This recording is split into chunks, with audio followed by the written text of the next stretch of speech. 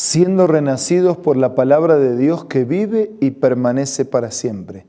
Por este motivo nos convocamos todos los días buscando ser reavivados por la palabra del Señor.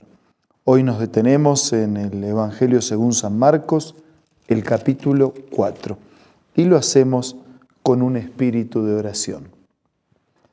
Señor, te pedimos que nos bendigas al meditar en el Evangelio, recordar de las enseñanzas de Jesús y aplicar su mensaje a nuestra vida. Lo pedimos y agradecemos en el nombre de Jesús. Amén. El Evangelio según San Marcos, el capítulo 4, ya hemos dicho que Marcos es el Evangelio más sintético porque resume la enseñanza, la vida, la pasión de nuestro Señor Jesús. Es el Evangelio más breve, más conciso. Nos encontramos aquí con algunas parábolas que también aparecen en los otros Evangelios. La primera es la parábola del sembrador, la multitud que se reúne para verlo. Jesús acostumbraba a enseñar y llevar de lo conocido a lo desconocido. Así que muchas veces cuando enseñaba, ilustraba su enseñanza y era posible estar viendo en la naturaleza las cosas que acontecían, de manera que era más gráfico para las personas recibir el mensaje.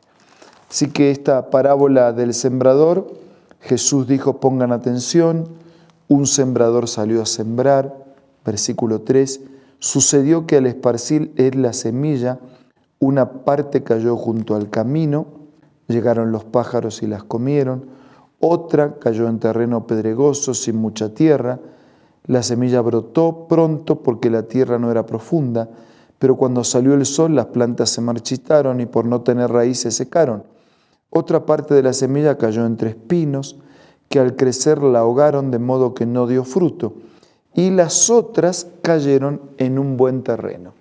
Un mismo sembrador, las mismas semillas, pero los terrenos son diferentes. El mismo Jesús explicó la parábola a los discípulos que al principio no las entendían. Cuando él quedó solo, los 12 y los que estaban alrededor le hicieron preguntas sobre las parábolas.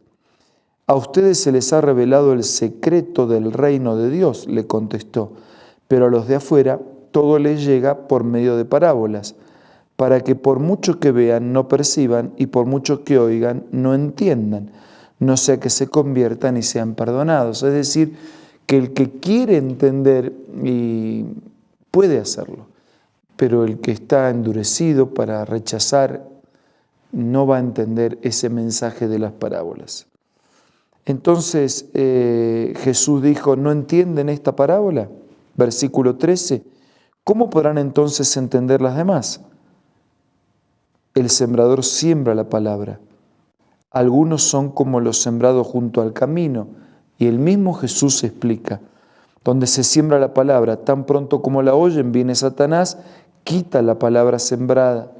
Otros son como los sembrados en terreno pedregoso.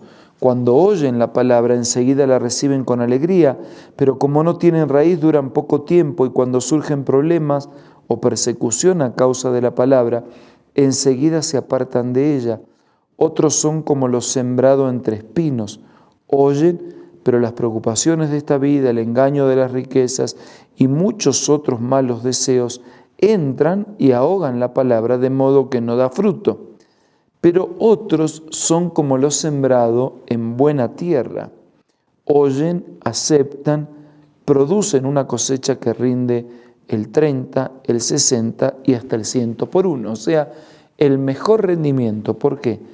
Porque oyen, porque aceptan y porque producen. El Señor es el sembrador que con su mensaje sale a sembrar en el corazón de las personas un sentido de eternidad y de salvación. Y los corazones son los seres humanos, los terrenos son los corazones humanos que reciben, que compiten con la semilla o que la reciben con fidelidad. Desde el versículo 21 en adelante se nos habla de una lámpara, que la lámpara para que sea útil no se la guarda en un cajón ni se la esconde en una repisa. Por el contrario, es para ponerla en una repisa. No hay nada escondido que no esté destinado a descubrirse, tampoco hay nada oculto que no está destinado a ser revelado. El que tenga oídos, oiga. Ese es el mensaje de la Escritura.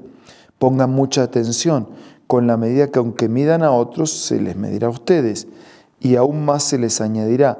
Al que tiene se le dará más, y al que no tiene, hasta lo poco que tiene, le será quitado. La luz tiene que estar en el lugar adecuado, la lámpara tiene que estar en el lugar adecuado que produzca luz y que ilumine a otros, si no, no tiene sentido. Y por otro lado, así como medimos a otros, se nos volverá a medir a nosotros. Desde el versículo 26 en adelante aparece otra parábola, y es la parábola de la semilla que crece.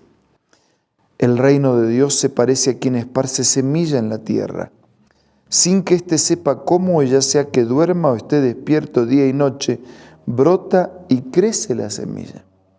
La tierra da fruto por sí sola, primero el tallo, luego la espiga y después el grano lleno en la espiga. Tan pronto como el grano está maduro, se le mete la hoz, pues ha llegado el tiempo de la cosecha. Esta es la parábola de la semilla que crece y que el reino de Dios se parece a quien esparce esa semilla, que después se transforma en planta, que da fruto y que finalmente ofrece una cosecha. Y el proyecto de Dios es cosechar a sus hijos y hacer de ellos una cosecha abundante y preservarlos para la eternidad. Después aparece la parábola del grano de mostaza. También dijo, ¿con qué vamos a comparar el reino de Dios? ¿Qué parábola podemos usar para describirlo? Es como un grano de mostaza. Cuando se siembra en la tierra, la semilla es la más pequeña, pero una vez sembrada crece hasta convertirse en la más grande de las hortalizas y echa ramas tan grandes que las aves pueden anidar bajo su sombra. La semilla del mensaje de Dios puede ser muy pequeña, pero los resultados, las consecuencias y el fruto de la presencia del mensaje de Dios en nuestra vida es inagotable.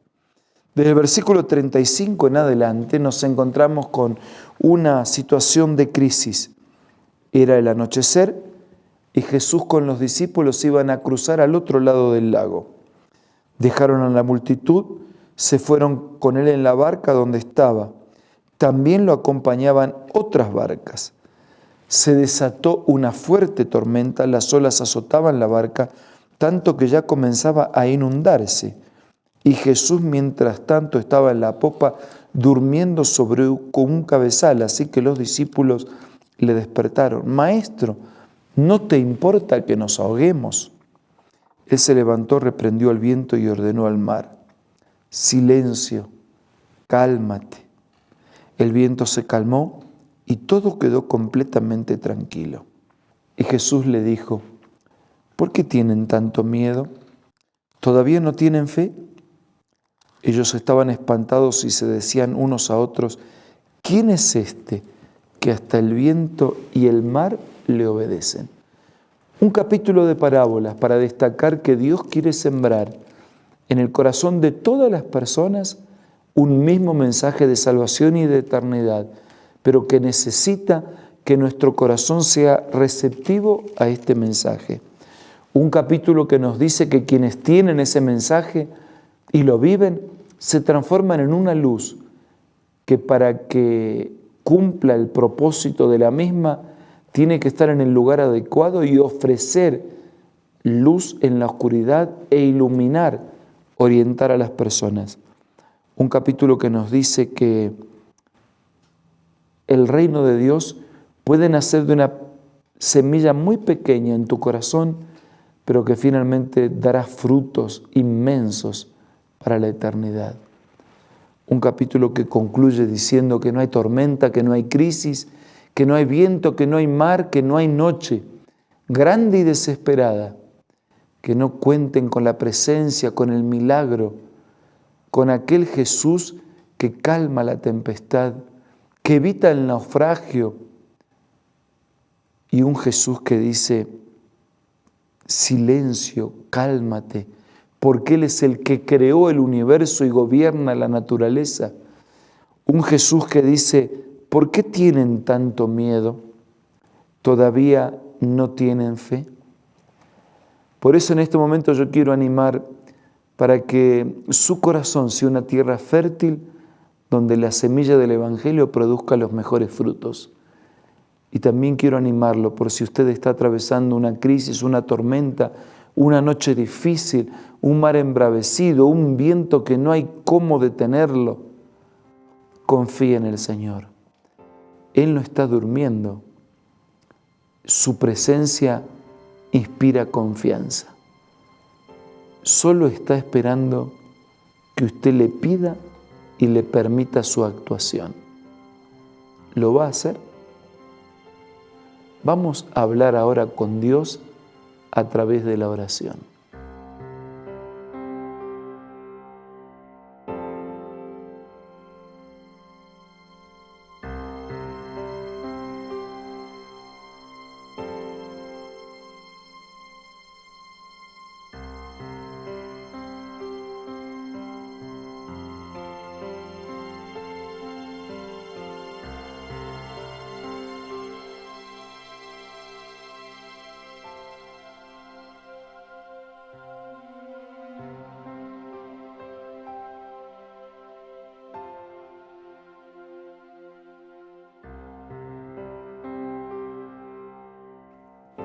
Señor, te damos gracias por tu palabra sembrada en nuestro corazón, que produce frutos para esta tierra y también para la eternidad.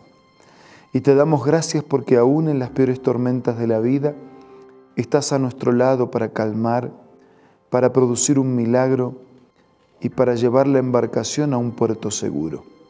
Bendice a nuestros amigos y si alguien está en medio de la peor tormenta, que pueda sentir el mejor abrazo de tu parte, que pueda tener la seguridad que puedes llevar el barco de su vida hasta el puerto más seguro. Lo pedimos y agradecemos en el nombre de Jesús. Amén.